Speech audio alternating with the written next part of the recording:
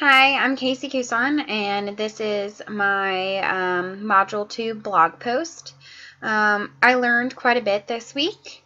I researched the topic of Ebola just because it is a topic that is out. It's currently affecting the United States. I researched Congressman Walter B. Jones. He's in the House of Representatives, and he is primarily focused with the citizens of Eastern North Carolina, which I'm a member of. And I really learned a lot about him. And recently I discovered a letter that he wrote to President Obama involving Ebola and his concerns for the risk of Ebola in the United States, especially as it's related to non-citizens and their travel from Western African countries into our country. Especially because Western Africa is a hot zone for Ebola. So I studied quite a bit of information. I used resources from the Centers of Disease Control, the Kaiser Foundation. I also found information and other sources as well. And so I'm going to go ahead and start on my PowerPoint presentation. So Ebola is one of the most deadly infectious diseases. It kills about 50 to 90% of those who become affected. It was previously known as the Ebola hemorrhagic fever. And this virus originally came out of non-humans, so it was originally brought about by monkeys and gorillas and chimpanzees. And people who came in contact with those animals' bodily fluids then became infected. It was first diagnosed in 1976 near the Ebola River, hence why it's called Ebola. Symptoms are very similar to other infections. Oftentimes they can be misdiagnosed because a lot of the symptoms patients have are similar to the flu. You start out with a fever, severe headaches, muscle pain, weakness, diarrhea, vomiting, abdominal pain. Diarrhea, vomiting, and abdominal pain are all symptoms of the norovirus or any kind of abdominal virus. But the one thing that's different about Ebola is that it can cause unexplained hemorrhage, hence why it used to be called the Ebola hemorrhagic fever. Symptoms can occur from anywhere from 2 to 21 days after exposure to the virus, and patients are not contagious until they start exhibiting symptoms of the virus.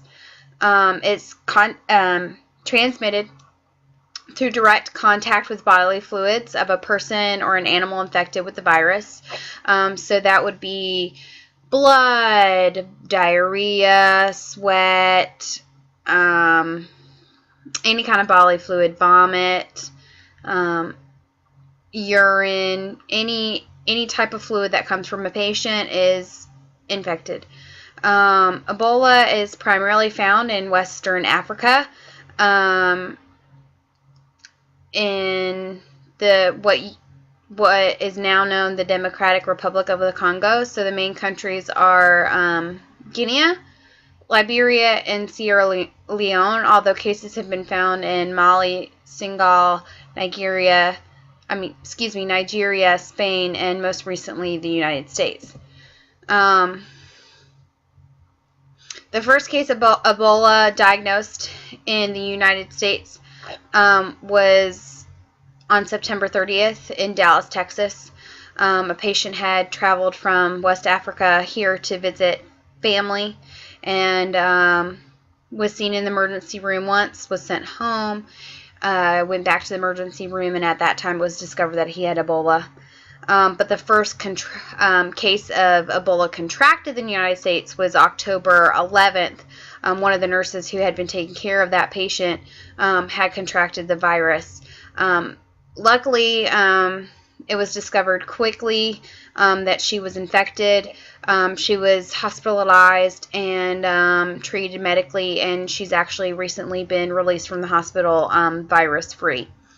The Centers of Disease Control are currently updating their protocols for personal protective equipment. They update almost daily.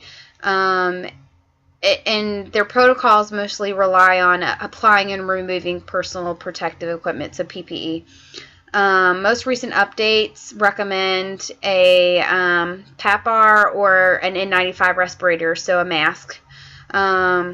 Single-use, fluid-resistant, or impermeable gown that extends to mid-calf, or coverall without an integrated hood, so a full-body coverall. Most often seen now are the Tide-Chem suits. And then 2 pairs of gloves, obviously single use, you wouldn't want to reuse the gloves, that extend with extended cuffs to make sure that the wrist is covered. Single use and fluid resistant or impermeable boots or shoe covers, just because these patients have a lot of vomiting and diarrhea, a lot of bodily fluids, and it's just so much that it can just spread everywhere, and you never know what you're going to step in. So it's very important to make sure that your shoes are covered. Single-use, fluid-resistant, or impermeable apron that covers the torso to the level of the mid-calf is recommended if you're around someone who has a lot of bodily fluid, especially one who's been vomiting and has severe, very, very, very severe diarrhea. And then we'll make sure you wear a full face shield. Looking at the policies for my hospital, we've recently developed our own policies, our own PPE protocol for what should be worn in and out of the room, based on the Centers of Disease Control, but also specific to our hospital for what we believe